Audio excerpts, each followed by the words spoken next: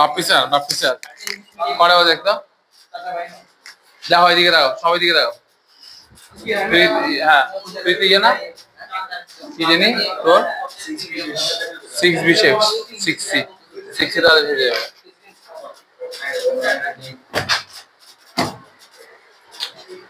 আচ্ছা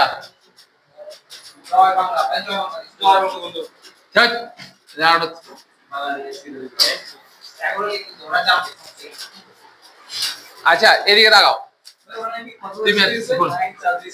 দেখো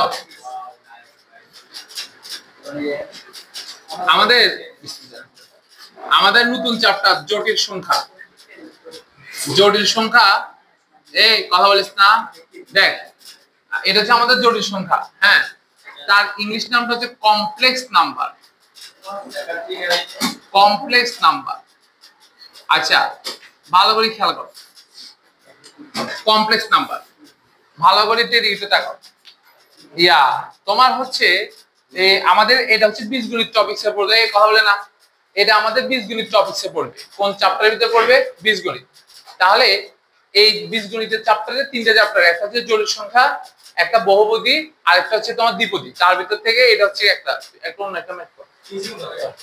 না এটা সহজ আছে তুলনামূলক অনেক সহজ আচ্ছা এদিকে তো টাকা দেখি তোরা কখনো কি দেখছিলি ক্যালকুলেটরের উপরে এরকম একটা অপশন থাকে এমএটি ম্যাথ একটা অপশন থাকে ওই জায়গায় দেখ কোন অ্যাকশন দেখবি ক্যালকুলেটরের মধ্যে এখানে সিওএম বলতে একটা কিছু একটা কমপ্লেক্স আচ্ছা কমপ্লেক্স মানে কি জানো জটিল সংখ্যাটা আরেকটা নাম কি জানো কাল্পনিক সংখ্যা এটাকে আরেকটা নাম কি বলা হয় কাল্পনিক সংখ্যা এখন কাল্পনিক সংখ্যাটা কেমন আসছে এটা আমরা একটু বুঝি খেয়াল করো রুটের ভিতরে যদি কখনো সাপোজ খেয়াল করো রুটের ভিতরে যদি কখনো -1 থাকে তাহলে ক্যালকুলেটর কি শো করে বলে ম্যাথ এরর শো করে না কি শো করে ম্যাথ এরর এখন এটা যে ম্যাথ এরর যেটা মানে আনডিফাইন্ড মানে যেটাকে প্রকাশ করা যায় না সেটা নিয়ে তো মানুষ গবেষণা করে ঠিক না যেটা কখনো কেউ ব্যক্ত করতে পারে না অথবা ব্যাখ্যা দিতে পারে না সেটা দিয়ে তো আমাদের কি করে মানুষ গবেষণা করে ঠিক সেম রুটের মধ্যে যখন -1 থাকে তখন বিজ্ঞানীরা অথবা ম্যাথমেটিক্সরা এই জিনিসটাকে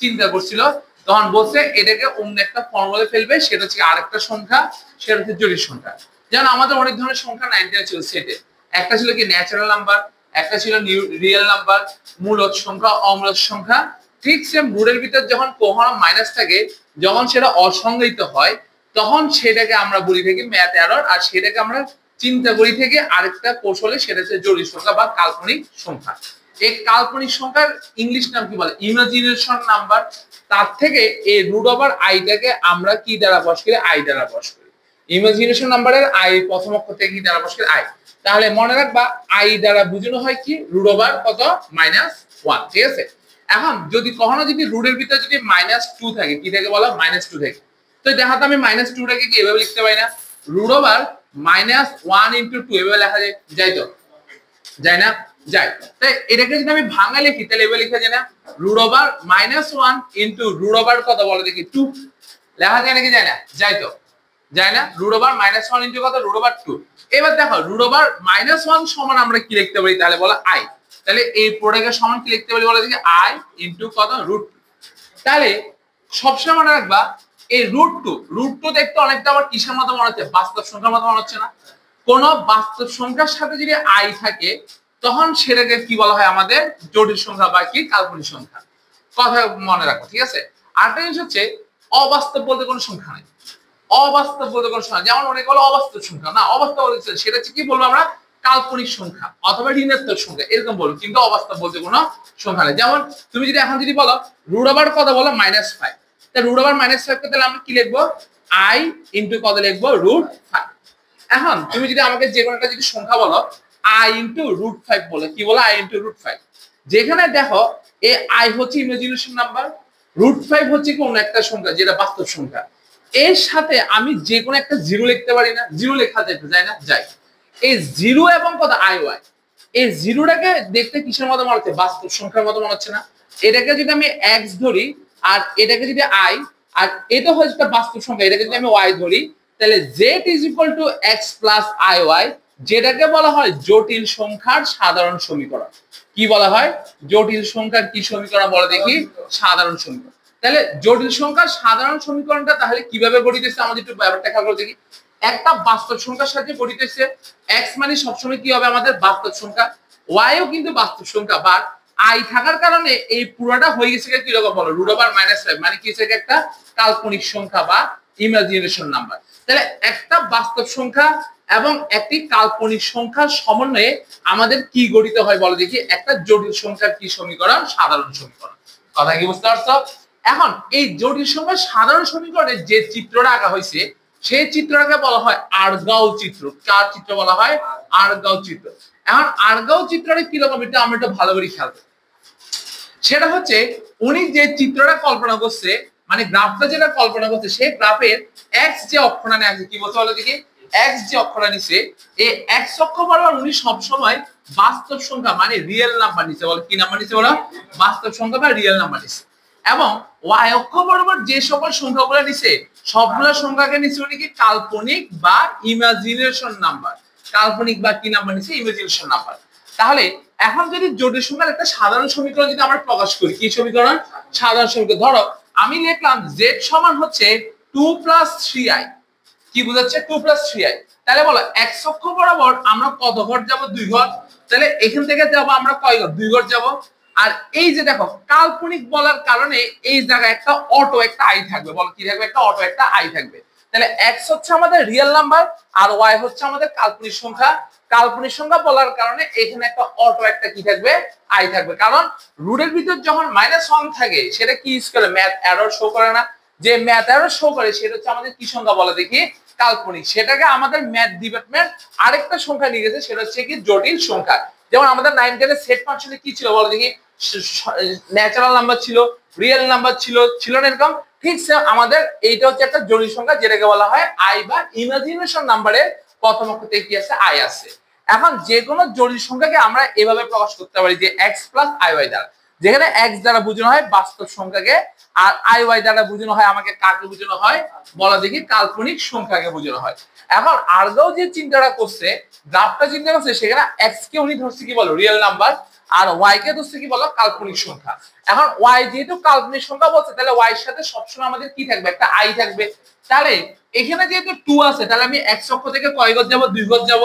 এবং y অক্ষ থেকে আমি কয় ঘর যাব বলো? 3 ঘর যাব। মানে 3 বলার সাথে সাথে 3 এর সাথে কি আসবে? i আসবে। তাহলে এটা হচ্ছে আমাদের x, এটা হচ্ছে আমাদের কি বলো? iy। এবং দেখো তোমাদের সাথে কিন্তু দেখো তোমরা কিন্তু বুঝার কথা, এটা যদি om হয় আর এটা যদি mp হয় তাহলে op কে আমরা কি ভেক্টর বলি থাকি বলো? অবস্থান ভেক্টর বলি থাকি না?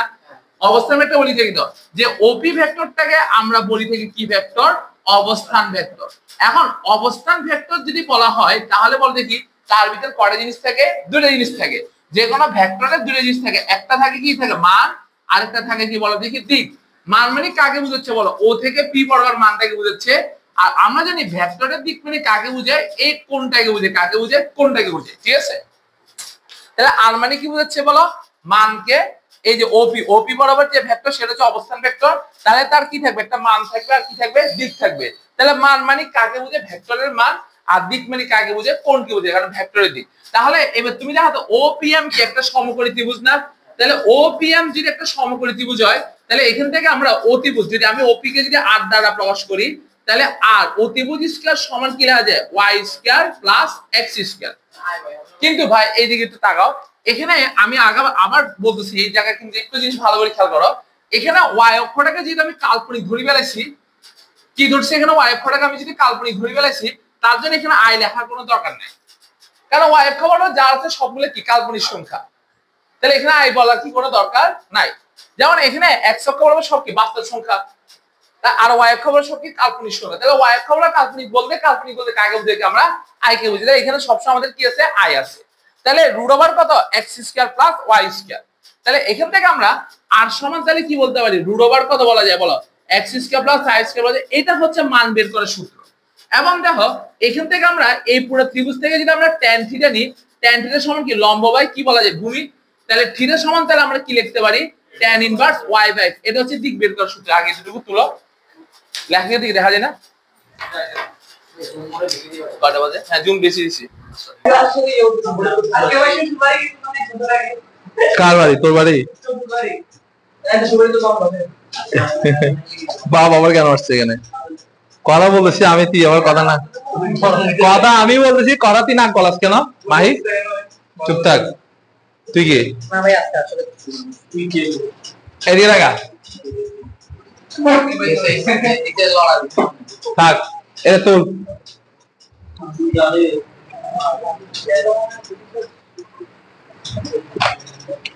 অধিবৃত্ত অধিবৃত্ত দেখো, পরাবৃত্ত উপবৃত্ত করার অধিবৃত্ত করা অধিবৃত্ত জানো দেখো,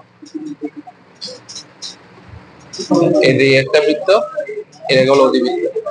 কটা পরাবৃত্ত হচ্ছে? দুইটা না? হাইপারবোলা। এই পরাবৃত্তের জন্য এদিকে একটা নিয়ামক লেখা, এই পরাবৃত্তের জন্য এটা নেই, ঠিক আছে?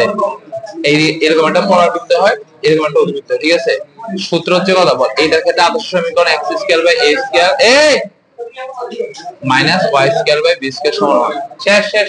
আরে আরে চলে যেতে বলো, ছুটি ওদের ছুটি আছে, ক্লাস হবে না, আর হবে না, ছুটি না ওদের শেষ না, ছুটি ওরে চলে যেতে বলো, ওরে চলে যেতে বলো, চলে যা, আজকে কালকে ক্লাস হবে, কালকে x square by square minus y square b square সমান, ঠিক আছে? y square by b square minus x square by কত a স্কয়ার সমান। তাহলে এটা হচ্ছে কি একটা অধিবৃত্ত, আর এটা হচ্ছে কি একটা অধিবৃত্ত। তাহলে কয়টা অধিবৃত্ত সমীকরণ দিছে? এটা দুইটা। কিন্তু জানাস এখানে x হচ্ছে আগে থাকবে, আর এখানে y হচ্ছে কি আগে থাকবে। এটার জন্য a গ্রেটার দেন b লাগবে না, লাগবে লাগবে না। তাহলে আগে যে সূত্রগুলো পড়ছ না, কেন্দ্র কত ছিল, শুধু জাস্ট এখানে বৃহৎ অক্ষরকে বলা হবে কি অক্ষর, যেমন আর অক্ষর, আর ক্ষুদ্র অক্ষরকে বলা হবে অনুবন্ধী অক্ষর, আর কিছু না, সব সূত্র সেম। দেখ আর অক্ষরকে বলা হয় কি বৃহৎ অক্ষর, আর অনুবন্ধী, আর ক্ষুদ্র অক্ষরকে বলা হয় অনুবন্ধী অক্ষর। সূত্রগুলো লেখ, ম্যাথগুলো সব সেম সূত্রগুলো। হ্যাঁ, আজকে আছে ক্লাস নেবে, আর ক্লাস 9 এর 10 এর আজকে কি ক্লাস নেবে? তুই ক্লাস নেবে কালকে, তাহলে আরেকবার আজকে আর বাড়াবো। আচ্ছা, তাহলে এই সাইডে একটু সবাই একটু দেখাও। তাহলে i সমান কত? Root over -1। এটাকে বলা হয় কি কাল্পনিক সংখ্যা, আর এটাকে বলা হয় আরগাও। আরগাও অথবা যেটা বলো, ও বললে বলো, না বলো নাও। আরগাও চিত্রটা হচ্ছে x হচ্ছে কি বলো বাস্তব সংখ্যা, আর y অক্ষ বরাবর থাকবে কি কাল্পনিক সংখ্যা।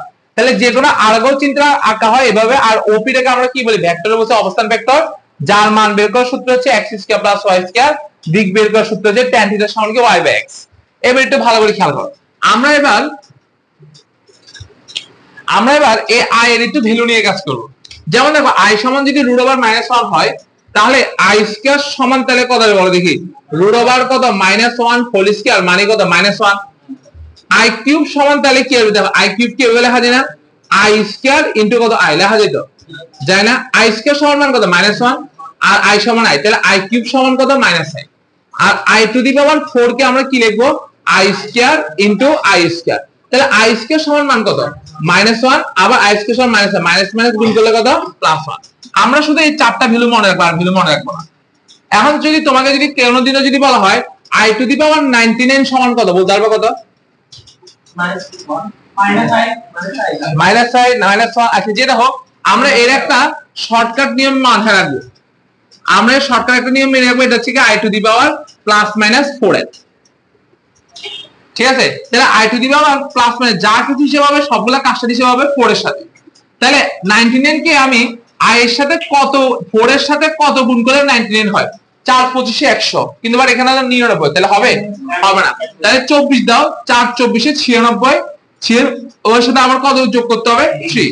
তাহলে এবার আমি এটাকে যদি ভাঙা লিখি, তাহলে i to the power 4 * 24 * i cube, ঠিক আছে না? এই দেখো i to the power 4, i to the power 4 সমান কত বলে দেখি? 1। তাহলে মান কয়টা মুখস্থ করবা? 4টা। i সমান রুট ওভার -1, i স্কয়ার সমান -1, i কিউব সমান -i, i to the power 4 সমান +1, আর কিছু মুখস্থ করা লাগবে না। তাহলে i to the power 4, i to the power 4 সমান মান কত বলে দেখি? 1, 1 টু দি পাওয়ার কত? 24, i কিউব সমান মান কত? i কিউব সমান -i। তাহলে এবার দেখো এটা সমান 1 এর উপর যদি যা থাকুক না কেন মান কত হবে? 1 হবে। তাহলে কত? -i। তাহলে i টু দি পাওয়ার 99 সমান কত বলে দেখি? -i। তাহলে এবার দেখি তোমরা আমাকে বলো i to the power -49, i to the power -49 সমান কত? এখন তোমাকে অপশনে দেয়া আছে, দেখো ভালো করে খেয়াল করো। অপশনে দেয়া আছে, ক নাম্বার অপশনে দেয়া আছে মনে করো -1, খ নম্বরে দেয়া আছে +1, গ নাম্বারে দিছে মনে করো প্লাস আই, আর ঘ নাম্বারে দিছে মনে করো মাইনাস আই। বলো কত হবে? আই টু দি পাওয়ার -49 সমান কত হবে? Minus I plus I. আচ্ছা দেখি আমরা ঠিক করি। দেখো তো আই টু দি পাওয়ার -49 কে আমরা কি এভাবে লিখতে পারি? আই টু দি পাওয়ার -49 কে কেবল লেখা যায় না 1 divided by I to the power 49 লেখা যায়, যাই তো। এবার দেখো ভাই, এবার এখানে কি ভাঙাবা? তুমি মাইনাসে প্লাসে কেন বলছো দেখি তো, বলো দেখি। আই টু দি পাওয়ার না 49 কে 4 এর সাথে কত গুণ করলে 49?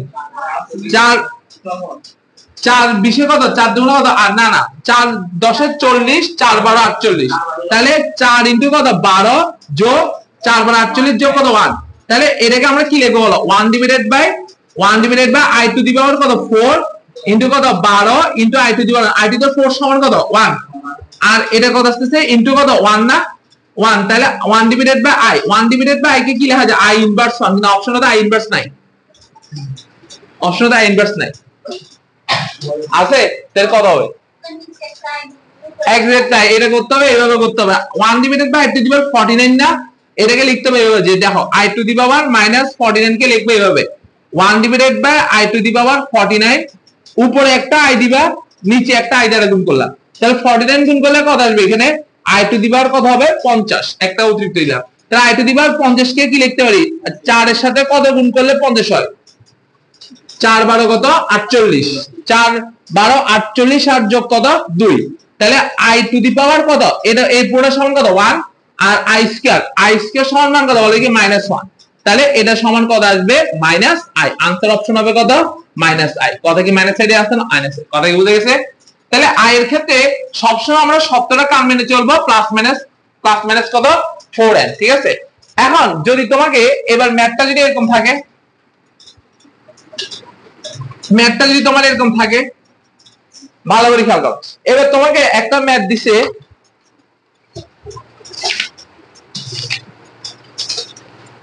আস্তে আস্তে। এবার দেখো তোমাকে একটা ম্যাথ দিছে এরকম যে I to the power 54978, I to the power কত দিছে?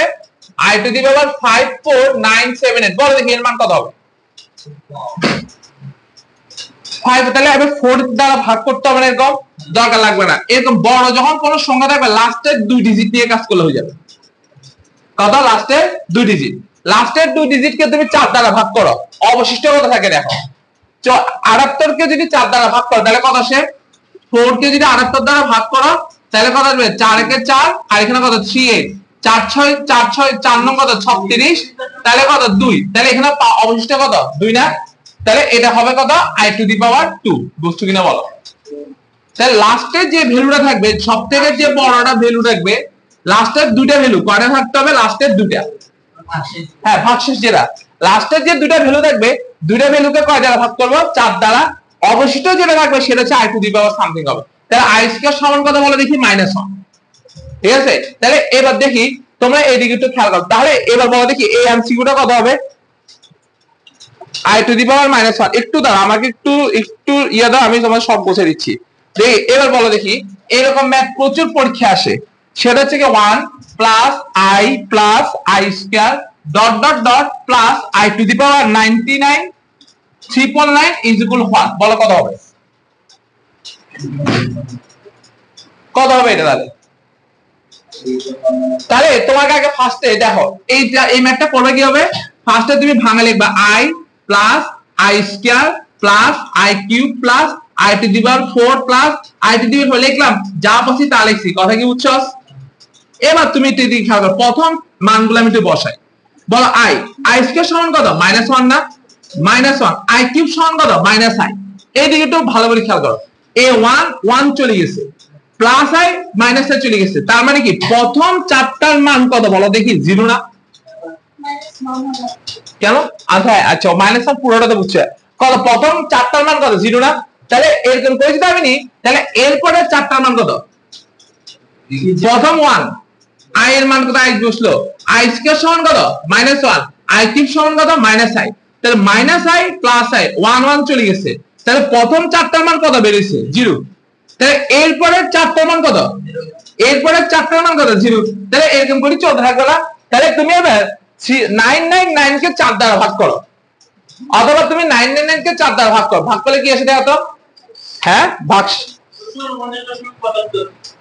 4 দ্বারা ভাগ করলে কত, এরকম কোশ্চেন আসছে এটা হ্যাঁ 249.75 মানে 248, তাহলে 248 কে 4 দ্বারা গুণ করলে 992, 48 কে 4 দ্বারা গুণ করলে 992 না, তাহলে 5 দ্বারা গুণ করলে কত 1200 না, 5 দ্বারা গুণ করলে ইয়ে যাবে গা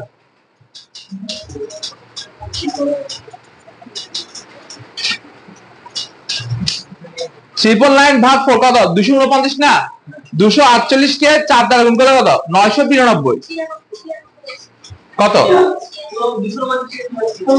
248 না দিয়ে যদি আমি 249 দিই কত 996, তাহলে এদিকে তাকাও, এদিকে তাকাও 996টা এদিকে তাকাও, লারেসস ধরিস না খেয়াল কর 996টা মানে 996টা শুধু চারটা থাকবে, তাহলে 996 পর্যন্ত কত পর্যন্ত বল দেখি, i টু দি পাওয়ার 996 পর্যন্ত চারটা, ঠিক আছে না, তাহলে এই চারটা সবগুলোর মান কত 0, তাহলে 996 পর কত আছে বলো, 900 কত আছে বলো 97, 98, 99, তাহলে কয়টা আছে বলো 3টা না, তাহলে 996 কি 4 দ্বারা ভাগ যায় না, হ্যাঁ যায়, তাহলে এরপরটা 997 যেটা থাকবে 997 i টু দি পাওয়ার কত 99 কত 8, আরেকটা i টু দি পাওয়ার কত 399, তিনটা আছে না, তাহলে এইটুকু পর্যন্ত কত বল দেখি মাইনাস i, এইটুকু পর্যন্ত কত, তাহলে এর হ্যাঁ মানে এইটুকু পর্যন্ত 0, কিন্তু আবার প্রথম থেকে শুরু হবে না, তুমি এদিকে চিন্তা করো, এটা কত 9997, এটা কত 1 না, কেন i হবে ভাই, তুমি উল্টা পাল্টা বলছো কেন, আস্তে আস্তে বুঝি বলবে না, 1 কেন হবে, 9997 কে 4 দ্বারা কি ভাগ যায়, 997 কে 4 দ্বারা ভাগ যায়, 4 দ্বারা ভাগ যায় না, তো এটা 96 পর কত হবে 1, 96 পর কত 2, 96 পর কত 3, বেশি কথা বলস, আস্তে বল বুঝি বল, এটা কত হবে 1, এটা কত 2, এটা কত 3, ঠিক আছে, তাহলে এখানে কত 1 i স্কয়ার সমান -1 i কিউব সমান -i, i অ্যাকচুয়ালি যে লেখা পুরো টোটাল আনসার হচ্ছে -1, হ্যাঁ পুরো টোটাল আনসার কত -1, কথা কি বুঝছো জিনিসটা, তাহলে বল হুজুর বলে কি করছি বল 1 i square i to the power cube, চারটা মান কত 0, তাহলে 996 টার পর্যন্ত কত 0, তাহলে এটা পর্যন্ত 0, তাহলে এরপর 997, 98, 99, তাহলে 996 কি 4 দ্বারা ভাগ যায় না, যায়, তাহলে এরপরটা কত, তাহলে 4 এর 1 বেশি, তাহলে কত i, এরপর কত i স্কয়ার, এরপর কত i কিউব, তাহলে এরপর মান বসে দিলে i স্কয়ার সমান -1 i কিউব সমান -1 কাটাকাটি করলে -1 লেখা দেখি, এটা পরীক্ষায় তুই ম্যাথে কত হইছস, এটা বুঝছস কিনা সেটা বল, 1 টু দি পাওয়ার 24 এর মান 1, আগে বলো হুজুর এইটুকু পর্যন্ত ক্লিয়ার, হ্যাঁ সবাই ক্লিয়ার তো, ক্লিয়ার না, আচ্ছা এদিকে দাঁড়াও, তাহলে i এর কাবজাব শেষ না, আচ্ছা i এর যেহেতু আমাদের কাবজাব শেষ, এই আচ্ছা এটা তোমাদের লাগবে, এটা সবচেয়ে ইম্পর্টেন্ট কোশ্চেন, হ্যাঁ আচ্ছা এরপর আসা যাক, আমরা এবার একটু সবাই এবার দেখো ভাই তোমাদের এখন যে বয়স, এই বয়সে কোয়াড্রেন্ট বোঝানো, এই বয়সে কোয়াড্রেন্ট বোঝানো সম্ভব না, সম্ভব তুমি বলো সম্ভব না, তাহলে শর্টকাট সেই শর্টকাটটা জানো ভাই, যাদের একেবারে ফুল বেসিক ক্লিয়ার তারা ভাই ভাঙে করবা, যাদের ক্লিয়ার নাই তারা নরমালি করবা, ঠিক আছে, তো আসা যাক সবার আগে আসা যাক, আমরা এখানে মোট লেখো একটা জিনিস লেখো, আমরা কিছু আগে লিখছিলাম না, এদিকে তাকাও জটিল সংখ্যার, সবাই এদিকে তাকাও জটিল সংখ্যার সাধারণ সমীকরণ, জটিল সংখ্যার সাধারণ সমীকরণ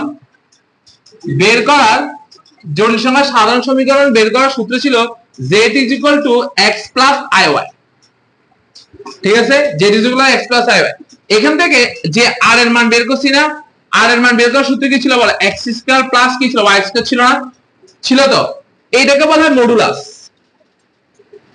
এটাকে বলা হয় কি বলে মডুলাস, ঠিক আছে, আর যে থিটার মান যেটা বের করছিলাম না, থিটা সমান কি ছিল tan ইনভার্স কত y/x ছিল না, এটাকে বলে আর্গুমেন্ট, একটাকে বলে মডুলাস আর একটাকে বলে কি আর্গুমেন্ট, ঠিক আছে, এখন এই মডুলাস আর আর্গুমেন্ট মিলে একটা সমীকরণ আছে যেটাকে বলে পোলার সমীকরণ, বলা কার সমীকরণ বলে পোলার সমীকরণ, এই পোলার সমীকরণটাকে আমরা এইভাবে প্রকাশ করি থাকি, দেখো r into cos theta plus i sin theta, এটা হচ্ছে পোলার সমীকরণ। কথা কি বুঝতে পারছো জিনিসটা? এখন এইটা নিয়ে আমার গ্রুপে একটা সুন্দর সুন্দর একটা ভিডিও ছিল, বুঝছো? মানে এটা একটা চাইনিজ একটা ভিডিও ছিল আর মানে ম্যাথের মারামারি হয় আর মানে চাইনিজ কুম্পু হয় রে, ম্যাথে কি হয়, মারামারিটা হয়, ঠিক আছে? ওই ম্যাথে মারামারিতে ও যে মানে অ্যানিমেশনটা বানাইছে, বুঝছো, উনি একটা জিনিসে কি জানো উল্টা পাল্টা কিছু দিয়ে আনে নাই, সবগুলা ম্যাথের সমীকরণে যা আসে তা, এত মানে মাথা খারাপ যে কোন একটা ম্যাথমেটিশিয়ান এটাই করছে। যেমন ইন্টারস্টেলার মুভিটা ছিল না, ইন্টারস্টেলার মুভিটার যেটার মধ্যে আরপিএম মানে কতবার ঘুরবে, এটা কিন্তু বিজ্ঞানী কিন্তু কি মানে যে পরিচালক, সে পরিচালক কিন্তু বের করি ততবারই কিন্তু ঘুরেছে ভাই, এখানে কোনো বাংলা সিনেমার মতো আনবাইটটা ঘুরে নেই। আর ইন্টারস্টেলার মুভিটা নিয়ে কিন্তু অনেক রিসার্চ হয়, কথা বলেছে মানে এটা অনেক একটা মজার একটা মুভি ছিল। আচ্ছা এইদিকে তাকাও সবাই, আচ্ছা এইদিকে তাকাও, পোলার সমীকরণ সমান সূত্রটা কি বলো, আর cos theta plus i sin theta না? এখন এখানের ভিতর আরেকজন বিজ্ঞানীর নাম আছে অয়লার, অয়লারের সমীকরণ। এখন জানো এই অয়লারের সমীকরণটা এবার যখন ফার্স্ট এই কোশ্চেনটা ছিল বইয়ে আসছে, যখন অয়লারের সমীকরণটা বলে দিছিল না, তখন ম্যাথমেটিক্স স্টুডেন্ট ভয় পেয়ে গেছিল অয়লারের ইকুয়েশনটা কি ছিল, তখন কিন্তু বই ছিল না।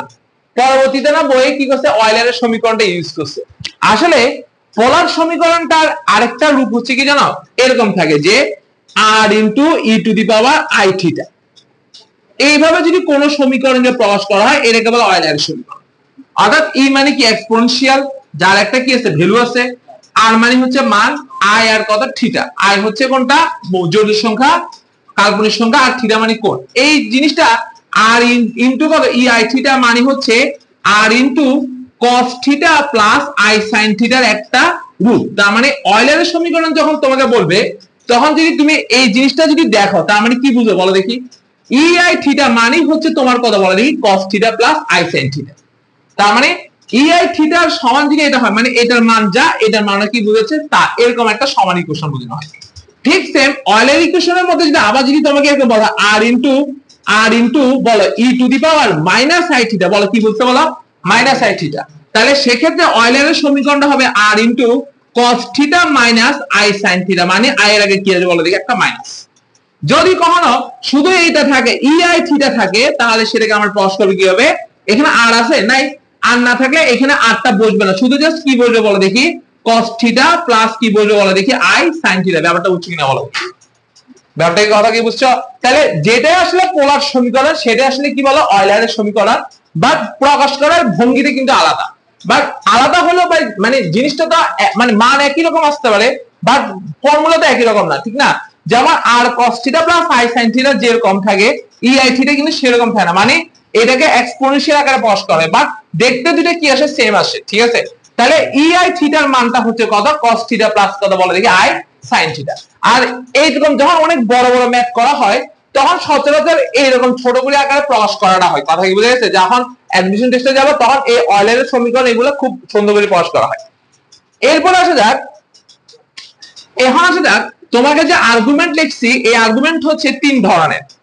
আর্গুমেন্ট হচ্ছে একটা হচ্ছে কি নরমাল আর্গুমেন্ট তো আছে, একটা নরমাল আর্গুমেন্ট তো আছে, এরপরে আরেকটা আর্গুমেন্ট থাকে সেটা হচ্ছে মুখ্য আর্গুমেন্ট।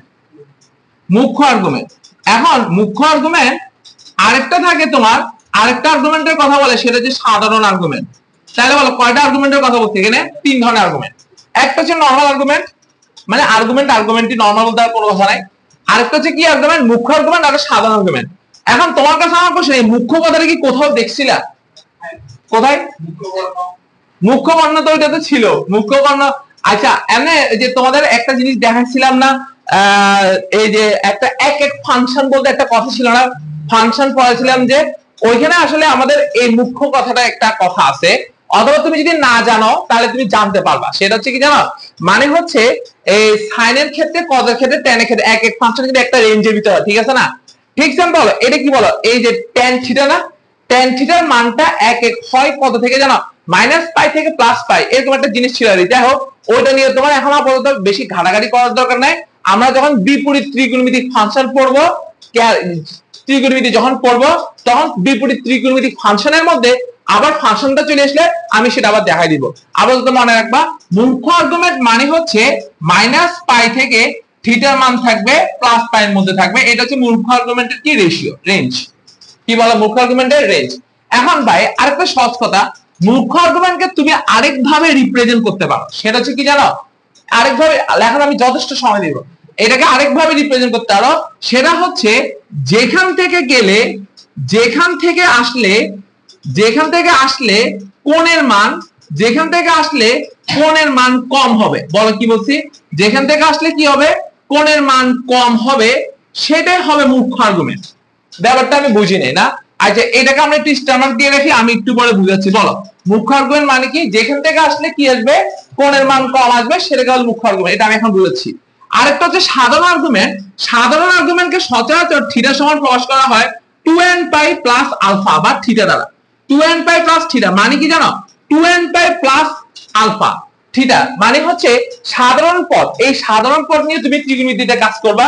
সেটা হচ্ছে কি জানো, যেমন আমরা বলি না যে sin 90 ডিগ্রি সমান কি, বলো দেখি 90 ডিগ্রি সমান 1।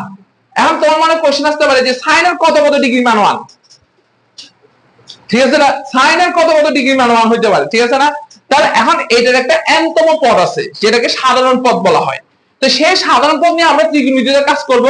তখন তুমি জানবে যে এই sin থিটা সমান 1 আর n কত বসালে সেটা মান আবার পুনরায় 1 হবে, সেটা নিয়ে আমরা ত্রিকোণমিতি সেকেন্ড চ্যাপ্টারে কাজ করব। তার মানে এখন আপাতত মনে রাখবা, সাধারণ আর্গুমেন্টকে প্রকাশ করে থিটা সমান 2n পাই প্লাস থিটা, মানে এটা বারবার এক বসালে ওই ঘরে আসবে, n এর মান 2 বসালে ওই ঘরে আসবে, n এর মান 3 বসালে কি আসবে, ওই ঘরে আসবে, সেটা আমরা একটু দেখব। কথা কি বুঝে গেছে? এবার তাহলে আসা যাক, আমরা একটু আর্গুমেন্টের আগে আসা যাক একটা কোয়াড্রেন্ট রাখি, তাহলে তুমি সবগুলো বুঝবা। বলো দেখি আমরা তাহলে কি বলছি ফার্স্টে, আমরা বলছিলাম যে আর্গুমেন্টে বের করার ক্ষেত্রে থিটা মানের ক্ষেত্রে আমি আর কোয়াড্রেন্ট হিসাব বুঝাচ্ছি না, কারণ তোমাদের সেকেন্ড ইয়ার উঠে গেছে। মনে রাখবা এটা হচ্ছে কি বলো প্লাস প্লাস, এটা হচ্ছে মাইনাস প্লাস, এটা মাইনাস মাইনাস, এটা হচ্ছে কি প্লাস প্লাস, এটা হচ্ছে কি প্লাস মাইনাস, এটা তো সবাই আমরা বুঝছি, ঠিক আছে না ভাই। খেয়াল করো থিটা সমান এই ক্ষেত্রে সূত্র আসবে, প্রথম ক্ষেত্রে আর্গুমেন্ট বের করার সূত্র হচ্ছে tan inverse y by x। দরজা বন্ধ করে দাও, আসার দরকার নেই। থিটা সমান সূত্র হচ্ছে tan inverse y by x প্রথম করার জন্য, না আসার দরকার, সকালে ক্লাস সকালে থাকে, বিকেল আসে এখানে ইয়ে করার দরকার নেই। আর এখানে অলরেডি আমার উপর রাশ হয়ে যায়, রাশ হয়ে যাওয়ার এরপর আবার ক্লাস শুরু, এত চাপ নেওয়া যায় না। সকালে বন্ধ দরজা বন্ধ বন্ধ কর, বন্ধ কর দরজা বন্ধ কর, বাড়ি যাক, বার করে দিই। ফালতু রাশ হয়ে যায়, একটা শক্তি এনার্জি আছে না, রাতে শেষ করি তো আমাকে আবার কাজ করতে হয়, কত কাজ থাকে, শরীর উঠে নেয়। এখন এগুলো আলাদা, এত রাশ নেওয়া যায় না, শরীর মানে না। যাক যাক অন্য জায়গায় যাক, সমস্যা নেই। ওই সকালবেলা আসতে বলে, এখন পড়াবো না, একদিন দুই দিন শ্বাস এলে পোলা মানে ব্যায়াম করলে তখন ঠিক আছে, অন্যান্য জায়গাতে ডাইরেক্ট বার করে দিই। আমি তোমার বাধা ব্যাপার দিই না, বাধা ব্যাপার আমার এখন দেখাস নেই, বাজ যখন একদিন গালাগালি করি কাজ জেনে তখন সারা জীবন মনে থাকে। এদিকে দেখা দেখো ভালো করে খেয়াল করো, প্রথম চতুর্ভাগের জন্য থিটা মান সবসময় এটা থাকবে, সেকেন্ড চতুর্ভাগের জন্য থিটার মান হচ্ছে দেখো pi minus tan inverse modulus of y by x, modulus মানে মাইনাস থেকে প্লাস হয়ে যাবে। থার্ড গড়ের জন্য থিটার মান হচ্ছে pi plus tan inverse modulus of y by x। Fourth গড়ের জন্য থিটা সমান সূত্র হচ্ছে 2 pi minus tan inverse modulus of y by x। তাহলে এই জিনিসটা সবথেকে বেশি তোমাকে প্যারা দিবে এমসিকিউ। তাহলে এমসিকিউর জন্য এই জিনিসটা মনে রাখা হচ্ছে না। এই আর্গুমেন্টটা হচ্ছে কি জানো, নরমাল আর্গুমেন্ট মানে শুধু আর্গুমেন্ট, কিন্তু মুখ্য আর্গুমেন্ট মানে কি বলছি জানো, যেখান থেকে গেলে কোণের মান কম পাবা। বুঝি না কথাটা, যেখান থেকে গেলে কোণের মান কম পাবা। যেমন দেখো, বলো তুমি সেকেন্ড ঘরে আসো, কোন ভাবে গেলে এই সেকেন্ড ঘরে আমি কাছে পাবো? উপর থেকে গেলে কাছে পাবো না নিচ থেকে গেলে কাছে পাবো? এখান থেকে গেলে না আমি দ্বিতীয় ঘর কাছে পাবো। তাহলে এখানে দ্বিতীয় ঘরে যদি কখনো কোণ বসে, মুখ্য আর্গুমেন্ট বসে, তাহলে সে হিসেবে হবে কোথা থেকে? এখান থেকে। আর যদি সাপোজ তৃতীয় ঘরে যদি তুমি যদি কোনোদিনও থাকো, কোন ঘরে থাকো? তৃতীয় ঘরে, তাহলে কোন দিক থেকে গেলে তুমি কাছে পাবো বলো দেখি? নিচ থেকে গেলে কাছে পাবো না? না, এটা হচ্ছে দ্বিতীয়, এটা হচ্ছে তৃতীয়। উপর দিয়ে যদি তুমি আসো, দেখো কতটুকু নিচে নামতে হবে না? নামতে হবে না? নামতে হবে না। কিন্তু বাট নিচ থেকে আসলে কি আমি কোনটা কাছে পাচ্ছি না? তাহলে সেক্ষেত্রে মুখ্য আর্গুমেন্টটা কি হবে? উপরের দিক থেকে হবে না নিচের দিক থেকে হবে? বলো ফোর্থ ঘরে থাকতে হলে এখান থেকে ঘুরিয়ে এভাবে আসা যায় না? যায় তো? যায় না? যায়। আবার নিচ থেকে তো ঘুরিয়ে আসা যায়, তাহলে কোন দিক থেকে আসলে কাছে হয়? এটা হচ্ছে মুখ্য আর্গুমেন্ট। কথা কি ক্লিয়ার? তাহলে এটা হচ্ছে মুখ্য আর্গুমেন্টটা কত, মাইনাস পাই থেকে প্লাস পাই। তাহলে নিচ থেকে ঘুরে আসলে কি হবে, আমি যে কোনগুলো যে বসে যেগুলো সবগুলো কোথা থেকে ঘুরেছে, উপর থেকে না। তাহলে বল দ্বিতীয় ঘরের জন্য, বল আমার সাথে বল কি ঘরের জন্য, এই যে থিটা মানটা যেটা শিখছি, কি মানটা, সেটা যেরকম এমনি নরমাল আর্গুমেন্ট মুখ্য আর্গুমেন্ট দুটো সেম, ঠিক আছে না, সেটার জন্য কোনো চেঞ্জ হবে। ফার্স্ট ঘরের জন্য নরমাল আর্গুমেন্ট আর কি মুখ্য আর্গুমেন্ট কি সেম, কিন্তু থার্ড ঘরের জন্য কি হবে, থার্ড ঘরের জন্য একটা আর্গুমেন্ট আমরা পাইছি, কিন্তু মুখ্য আর্গুমেন্টটা কোথা থেকে, নিচ থেকে না। তাহলে মুখ্য আর্গুমেন্টটা হবে নিচ থেকে, যদি হয় তাহলে সেটা হবে এরকম, মুখ্য আর্গুমেন্টের ক্ষেত্রে মুখ্য আর্গুমেন্টের theta is equal minus pi plus tan inverse modulus of y by x। বুঝেছি কথা, মাইনাস থেকে যদি প্লাস হয় তাহলে কি এদিকে পড়বে না, কিন্তু এটাও মাইনাস এটাও মাইনাস, তাহলে কোন দিকে যাবে গা, সামনে যাবে গা। মাইনাস মাইনাস কি যোগ হয়, মাইনাস প্লাস কি হয় বিয়োগ হয়, বুঝার কথা, ঠিক আছে না। ফোর্থ ঘরের জন্য কিছু করা লাগবে না, এই ঘরের জন্য কিছু করা লাগবে না, মুখ্য আর্গুমেন্টটা হবে কি, শুধু জাস্ট কি করবা, শুধু জাস্ট তার আগে একটা মাইনাস সাইন দিয়ে দিবা, বলো দেখি কি সাইন দিয়ে দিবা, মাইনাস সাইন। কারণ বলো তুমি বলো দেখি, থিটা সমান 45 ডিগ্রি, বলো কোন দিকে পড়বে, এই জায়গায় না, থিটা সমান 45 ডিগ্রিতে এই জায়গায়। তাহলে বলো থিটা সমান মাইনাস 45 ডিগ্রি কোনটাকে বোঝানো হয়, তার নিচেরটাকে বোঝানো হয় না, তাহলে সেটা কি মুখ্য আর্গুমেন্ট, কথা কি বুঝছো। এবার তুমি এখান থেকে যে থিটার মানটা পাবা, এখান থেকে কি থিটার মান পাবা, কি মান পাবা, থিটার মান, কিন্তু কোন থিটার মান, একটা কথা আছে না, কোন থিটার মান, সেই থিটাটা হবে মুখ্য আর্গুমেন্টের মান, কার মান, সেই মুখ্য আর্গুমেন্টের থিটার মানটা আমাদের সাধারণ আর্গুমেন্টের থিটার জায়গায় বলবে, বুঝছো কিনা বলো কোনটা।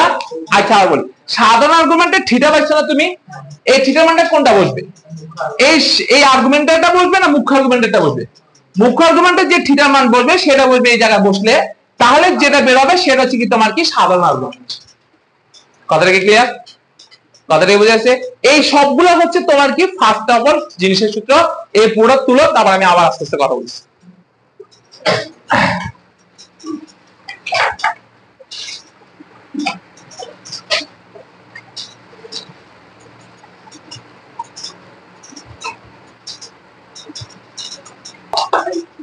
দেখছো তো, আমরা একটা সিম্পল একটা ম্যাথ দিয়ে দেখো কতগুলো ম্যাথ খুঁজে পাবো আমাদের, তারপরে আর্গাও চিত্র আগে দেবো, সমস্যা নেই, ঠিক আছে। ফার্স্টে লিখো, দেখো তোমার কাছে জাস্ট এই জিনিসটা থিওরিটা পুরোটা মনে রাখবা, ঠিক আছে, এই পুরো কনসেপ্টটা মনে রাখবা, এটা মনে রাখবা।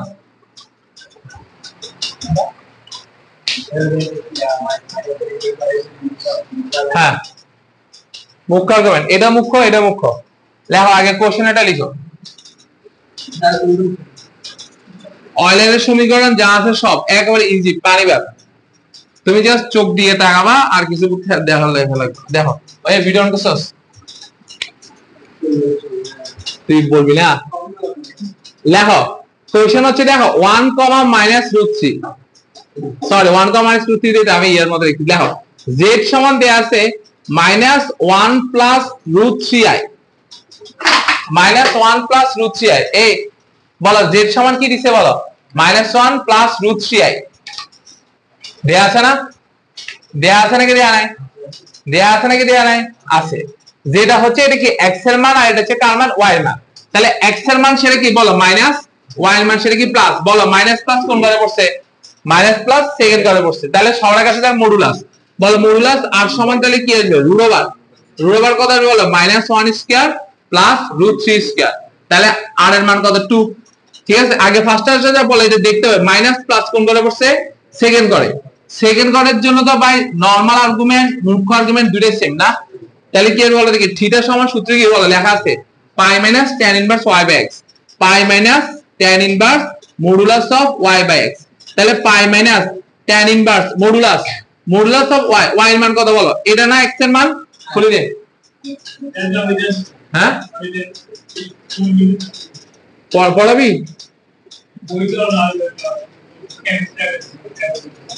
কি,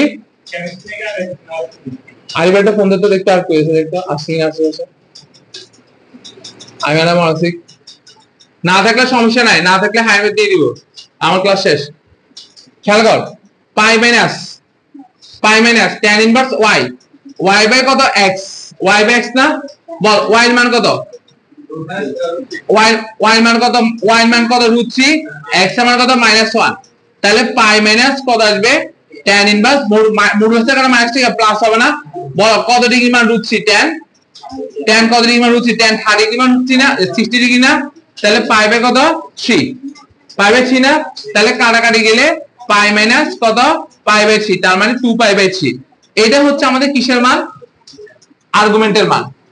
এই কোনটা থিটা, থিটা সমান দেখো পাই মাইনাস কত tan ইনভার্স y/x না, y/x তো y এর মান কত, y এর মান কত, এটা হচ্ছে কি x, এটা হচ্ছে y, তাহলে √3 বাই কত x মানে কত -1, তাহলে কত আসছে মডুলাসের কারণে মাইনাস থেকে কি এসে প্লাস, tan ইনভার্স √3 ডাইরেক্ট ক্যালকুলেটরে বসিয়ে দিলে হবে, tan ইনভার্স √3 মানে কত π/3 আসবে, তাহলে 2π/3। তাহলে এইটাই তোমার কিসের মান বলো, এইটাই তোমার আর্গুমেন্ট, এইটাই তোমার কি মুখ্য আর্গুমেন্ট, কথা কি বুঝছো?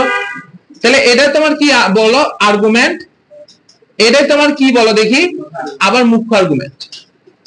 এখন যদি তোমাকে বলে সাধারণ আর্গুমেন্ট বলা হয়, এই যে দেখো x এর আগে মাইনাস y এর আগে প্লাস, এই যে y এর আগে প্লাস মাইনাস প্লাস, এটা হচ্ছে কত ঘর মাইনাস প্লাস, এটা হচ্ছে কি মাইনাস মাইনাস, এটা হচ্ছে কি প্লাস মাইনাস। আর মুখ্য আর্গুমেন্ট সমান কত দেয়া আছে বলো, থিটা ইজ ইকুয়াল কত 2n পাই প্লাস থিটা না, 2n পাই প্লাস থিটা মান কত বসে দিবা 2π/3 শেষ। তাহলে কি হচ্ছে জিনিসটা, হ্যাঁ n এর মান বসানো লাগবে না, n থেকে যাবে, n এর মান 1 বসান দেখবা, তুমি দেখবা এই যে n এর মান 1 বসালে কত আসছে 2π প্লাস 2π/3 না, যোগ করা দেখবা এই ঘরে পড়বে, 2 বসালে এই ঘরে পড়বে, 3 বসালে এই ঘরে পড়বে, মানে ঘুরি ঘুরি সেই কোথায় ছিল এটা আগে চলে আসবে, বসা না বসাস না, n এর মান 2π প্লাস এটা কত 2π/3 এর মান কত, কথা বুঝছে জিনিসটা, ঘুরি বেরিয়ে আসবে। বল দেখি এটা পোলার সমীকরণ কত হবে, তাহলে হুজুর বলতে দেখি পোলার সমীকরণ কত হবে, আর cos theta plus i sin theta না, আর এর মান কত বেরিয়েছে বল 2, cos থিটা, থিটার মান কত বেরিয়েছে বল 2π/3 প্লাস i sin থিটা, থিটার মান কত 2π/3 শেষ, পোলার সমীকরণ। ঠিক আছে, আবার এটাকে কিভাবে লেখা যায়, অয়েলারের সমীকরণ কত আর না, আর মান কত 2 e i থিটা মানে কত 2π/3, অয়েলারের সমীকরণ এভাবে প্রকাশ করা। তাহলে এটা হচ্ছে কার সমীকরণ, অয়েলারের সমীকরণ লেখো। তারপর তোমরা এটা করবা z সমান হচ্ছে -1 √3i, যাও কি হবে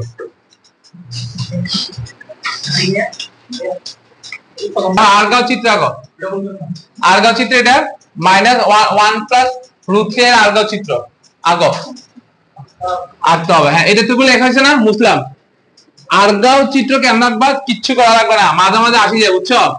আমি আবার এটা লিখি -1 কত বলতে বলো -1 প্লাস কত √3i, এরকম x অক্ষ y অক্ষ দিবে বলো x, আর কত y, y টা সবসময় কি থাকবে বলো কাল্পনিক, y টা কি রাখবে বলো কাল্পনিক।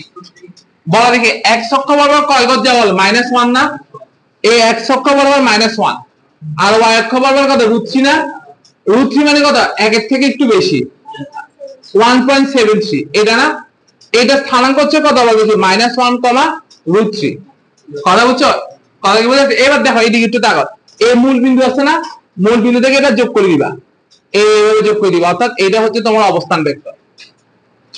এবং কোনটা কোনটা হবে, কোনটা এটা হচ্ছে তার কি কোণ মুখ্য কোণ, এটা হচ্ছে তোমার কি সাধারণ কোণ, শেষ। এটাকে কি বলে আরগাও চিত্র, কথা কি বুঝছিস কেমন লাগছি, x অক্ষ থেকে কয় বেরিয়েছে মাইনাস, y অক্ষ থেকে √3, ঠিক আছে, যোগ করে দিলে এটা হচ্ছে আরগাও চিত্র। এবার তোমাদেরকে ছোট্ট আরেকটা ম্যাথ দিয়ে ছড়িয়ে দিয়ে দিচ্ছি, সেটা হচ্ছে কি যদি ভগ্নাংশ থাকে, যদি ভগ্নাংশ থাকে তাহলে আমরা, যদি ভগ্নাংশ থাকে তাহলে আমরা কিভাবে মডুলাসের আর্গুমেন্ট নির্ণয় করব। যেমন তুমি আমাকে একটা জীবনে একটা ম্যাথ দাও, যদি একটা ভগ্নাংশ থাকে,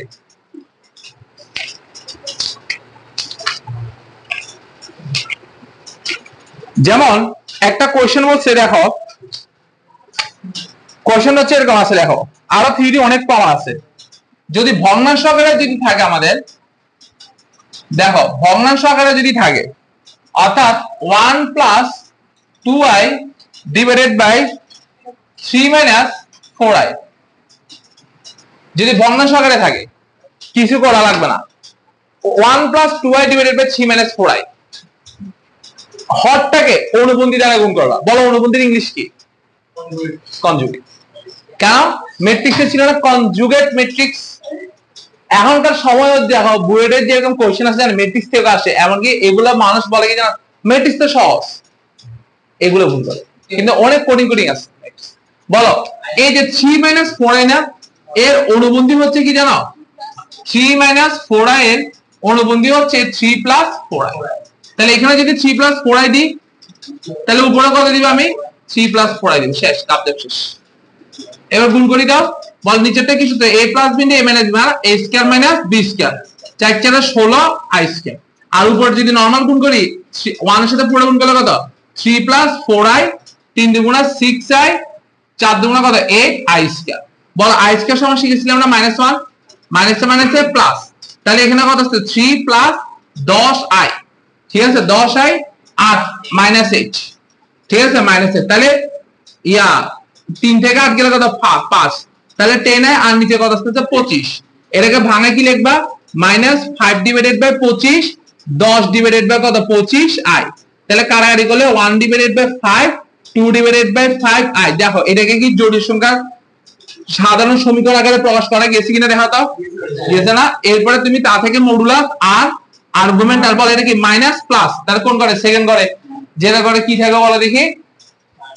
মাইনাস প্লাস। যেটা ক্ষেত্রে কি থাকবে হুজুর বলে? যেটা ক্ষেত্রে কি সাধারণ আর্গুমেন্ট আর মুখ্য আর্গুমেন্ট কি থাকবে? সেম থাকবে। কিন্তু বাট আমি যেটা করাইলাম না তোমাদের, আরেকটা লেখা তো দেখি। -1 মাইনাস √3i, -1 মাইনাস √3i এর আর্গুমেন্ট দুটো হবে না? আর্গুমেন্ট দুটো হবে আর মুখ্য আর্গুমেন্ট আরেকটা, ঠিক আছে? তাহলে আর্গুমেন্ট থিটা, এমনি থিটা কত? tan ইনভার্স কত ছিল জানি? মাইনাস মাইনাস কোন করে? z সমান কত? -1 মাইনাস √3i। থার্ড করে না? থার্ড করার জন্য কি ছিল? পাই প্লাস মডুলাস অফ কত? y বাই x, ঠিক আছে? তাহলে পাই প্লাস tan ইনভার্স কত? √3। তাহলে এটা কত আসবে? পাই প্লাস tan কত √3, 60 পাই বাই 3, তাহলে 4 পাই বাই 3। এটা হচ্ছে আর্গুমেন্ট।